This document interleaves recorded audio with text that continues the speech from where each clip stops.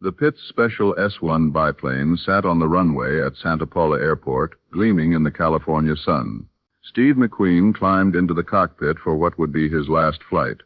It was November 1979, and though he didn't know it yet, the battle for his life had already begun.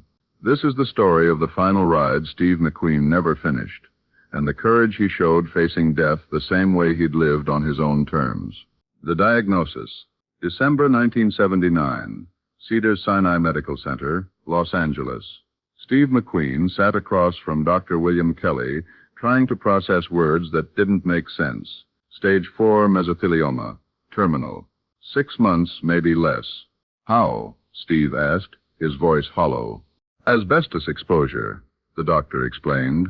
Given your history, military service, racing, working with cars, you were exposed for years. The disease takes decades to develop. By the time symptoms appear, it's too late, Steve finished. The doctor nodded. I'm sorry, Steve. Conventional treatment offers very limited options at this stage. Chemotherapy might buy you a few months, but the quality of life, no chemo. Steve, you should consider. I said no chemo. I've watched too many people die that way, weak, sick, not themselves. Steve stood up. If I'm dying as me, not as some cancer patient hooked up to machines. He walked out of that office and didn't tell anyone, not his wife, Barbara, not his children, not his friends, because Steve McQueen had always handled his battles alone, and this would be no different. But keeping the secret would become harder than fighting the disease. For 3 months, Steve hid it perfectly. He kept working, kept riding motorcycles, kept flying planes, kept being Steve McQueen. But the cough was getting worse. The weight was falling off. The pain was becoming constant. Barbara noticed. Steve, you need to see a doctor. I'm fine. You're not fine. You've lost 15 pounds. You can barely catch your breath. Please. Steve wanted to tell her, wanted to share the burden. But how do you tell the person you love that you're dying? That all the time you thought you had together is gone? That the future you planned is a lie? I'll make an appointment, he said. Another lie. The only appointment Steve made was with his lawyer, to update his will. The alternative: March 1980.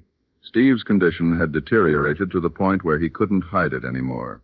He told Barbara, told his children, watched their worlds collapse the way his had. We'll fight this, Barbara said, gripping his hand. Whatever it takes, the best doctors, the best treatment. There is no treatment, Barbara, not one that works. There has to be something. Steve had been researching, reading everything he could find about mesothelioma, and he'd found something the mainstream medical community dismissed. Dr. William Donald Kelly, a dentist-turned-alternative medicine practitioner who claimed to have cured his own pancreatic cancer through diet, coffee enemas, and enzyme therapy. The medical establishment called him a quack. The FDA was investigating him, but Steve had read testimonials. People who'd been told they were dying, who'd tried Kelly's treatment, who were still alive years later. I'm going to Mexico, Steve told Barbara. There's a clinic there. Dr. Kelly's program. It's not approved in the U.S. But, Steve, that's crazy. You need real doctors, real medicine. Real medicine says I'm dead in 6 months. This guy says maybe I'm not. I'd rather die trying something than die giving up. What happened next would become one of Hollywood's most controversial stories. Plaza Santa Maria, Juarez, Mexico. The clinic was basic, stark, nothing like the gleaming hospitals of Los Angeles. But Dr. Kelly was there, confident and intense, promising Steve a fighting chance. Your body created this cancer, Kelly explained, which means your body can uncreate it. We're going to flood your system with enzymes, change your diet completely, detoxify everything. It won't be easy. It won't be comfortable, but it's given others their lives back. Steve started the program. No meat, no sugar, no processed food. 50 pills a day, coffee enemas 3 times daily, vitamin infusions. It was brutal, humiliating, exhausting. His Hollywood friends were horrified. His doctors were furious. The media, when they found out, was merciless. Steve McQueen rejects science for quackery. The king of cool's desperate gamble. But Steve didn't care, because for the first time since the diagnosis, he felt like he was fighting, not giving up, not accepting the death sentence. Fighting. The media storm.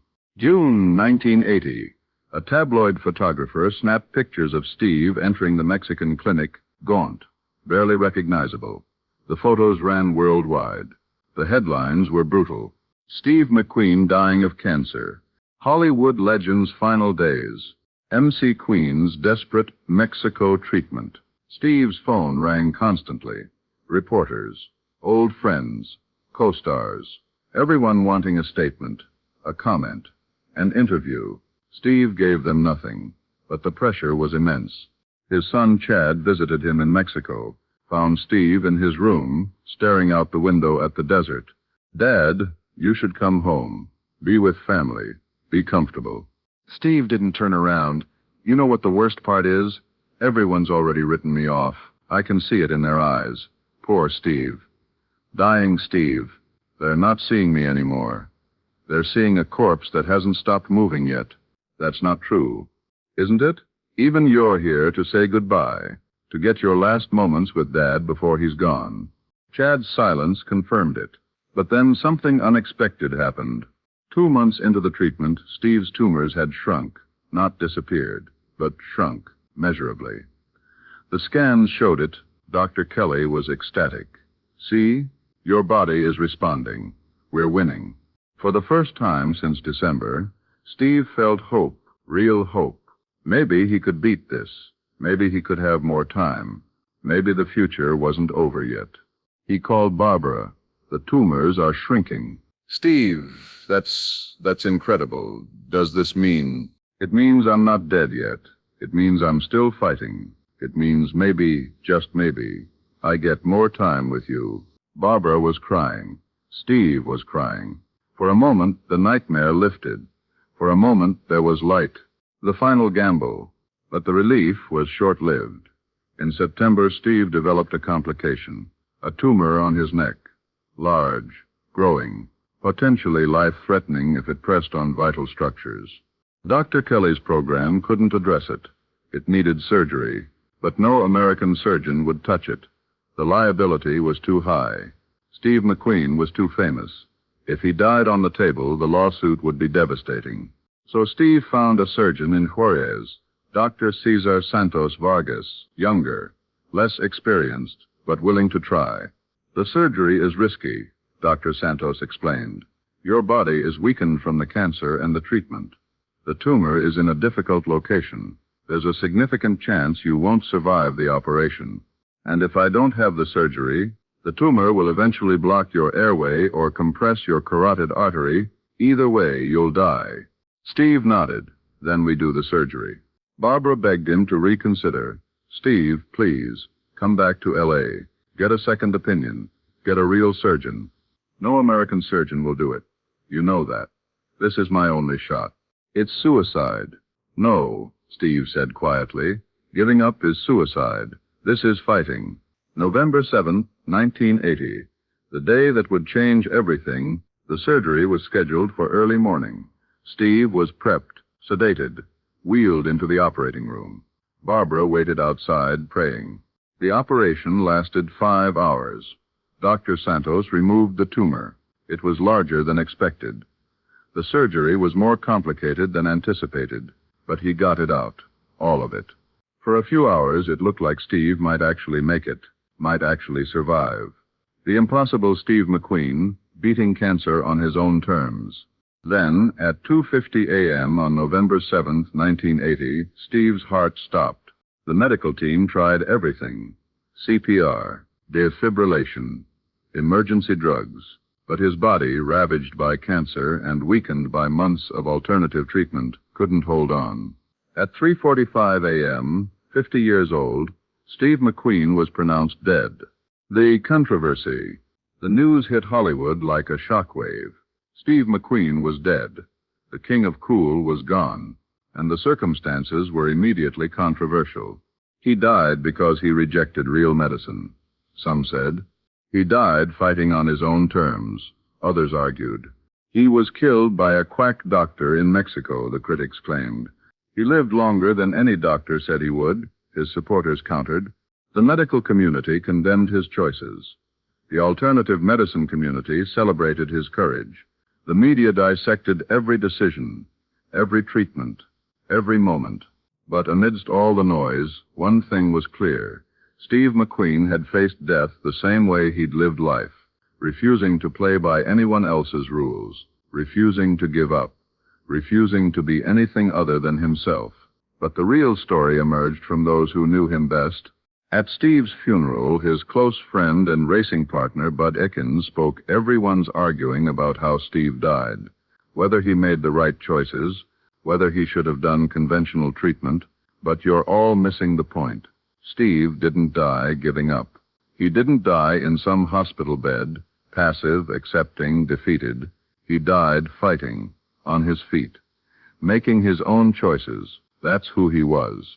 That's how he wanted to go. Reverend Billy Graham, who'd become close to Steve in his final months, shared something else. In his last weeks, Steve found peace, not with dying. He never accepted that, but with living. He told me, I've lived more in 50 years than most people live in 80. I've done it my way. I've been myself. If this is where it ends, I can accept that.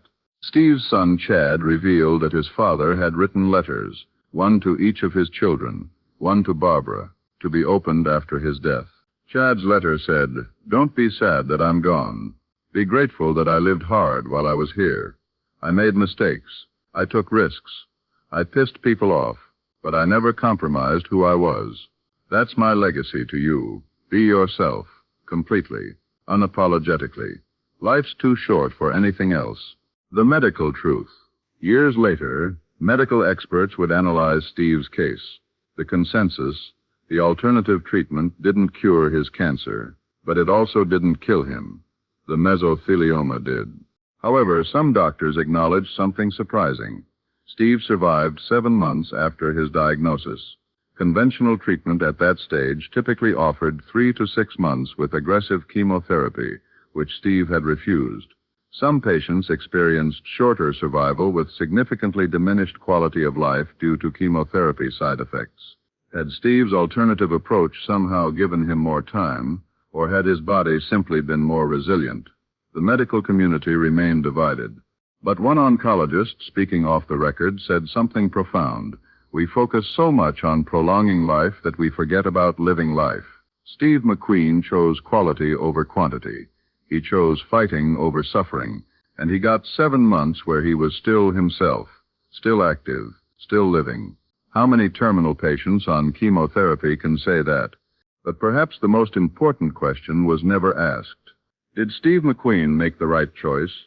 Medical science says no. Statistics say no. Conventional wisdom says no.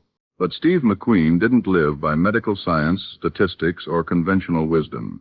He lived by one principle: be yourself, completely, at any cost. When faced with terminal cancer, he stayed true to that principle. He researched alternatives. He made unconventional choices. He fought on his own terms. He died being himself. Was that the right choice? For Steve McQueen, there was no other choice. The legacy of the final ride. In the years after Steve's death, something unexpected happened. His final battle became as influential as his films, not because of what he achieved medically, but because of what he represented philosophically. Terminal patients facing impossible odds would say, "I want to go out like Steve McQueen, fighting on my terms." Doctors began discussing the importance of patient autonomy, the right to choose your own treatment path, even if conventional medicine disagrees.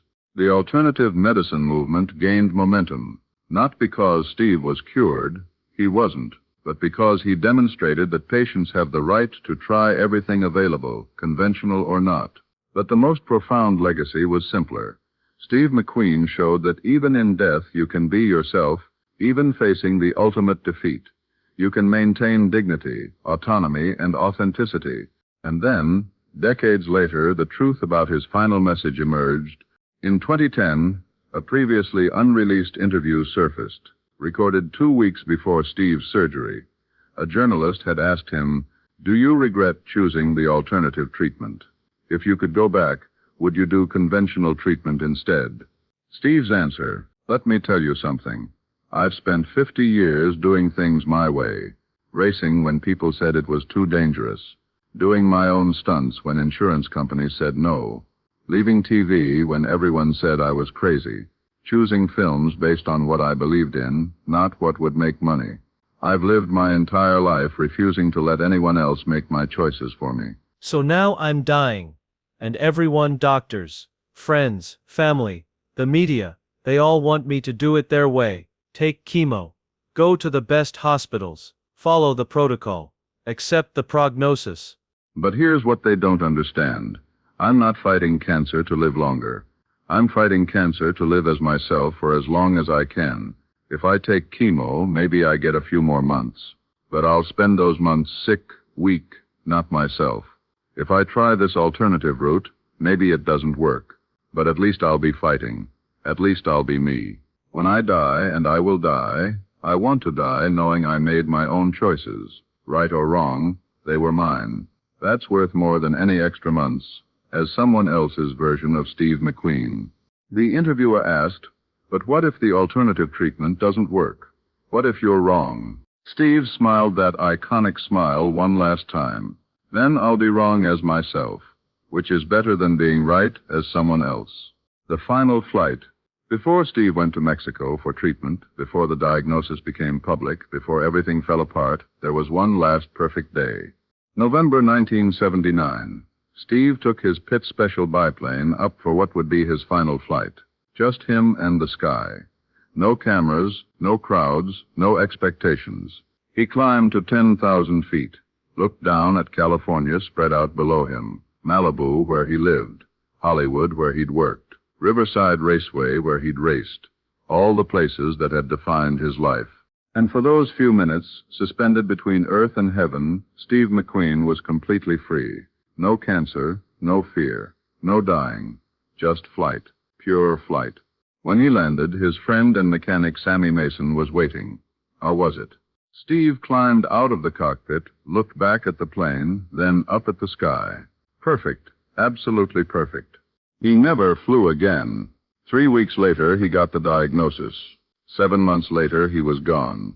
But that final flight, that last moment of absolute freedom, that was Steve McQueen, not the sick man in Mexico, not the controversial patient, not the dying legend, but the man who lived for those perfect moments, who valued freedom over safety, who chose authenticity over longevity. The Pitt Special biplane sat on the runway at Santa Paula Airport, gleaming in the California sun. Steve McQueen climbed into the cockpit for what would be his last flight. He didn't know he was dying. He didn't know it would be the last time he felt truly free. But he knew this in that moment, suspended between earth and sky, he was completely himself. No compromise, no pretense, no fear. And when the end came 7 months later, when his body finally gave out on that operating table in Mexico, Steve McQueen died the same way he'd lived fighting, refusing to surrender, being himself until the very last moment. The final ride was never finished. The cancer won the medical battle. But Steve McQueen won something more important, the right to face death on his own terms, the courage to be himself until the end, the freedom to choose his own path, even when that path led into darkness. His last flight was perfect. His last fight was authentic. His last breath was his own. And that's all Steve McQueen ever wanted. You will face your own final ride someday. Maybe not cancer, maybe not death, but something that tests who you really are, something that forces you to choose between doing what others expect and doing what you believe. Steve McQueen faced that test in November 1979, and he chose himself. Right or wrong, medically sound or reckless, he chose to be Steve McQueen until the very end. History judges his choice. Doctors criticize it. Statisticians dismiss it. But Steve McQueen didn't live for history's approval. He lived for his own. When your final ride comes, and it will come, how will you face it? Will you let others make your choices? Will you follow the safe path because everyone says you should? Will you compromise who you are for a little more time? Or will you be like Steve McQueen, authentic, uncompromising, free? The final ride is never finished, but it can be flown on your own terms. Choose yourself. Choose authenticity. Choose freedom, even especially at the end.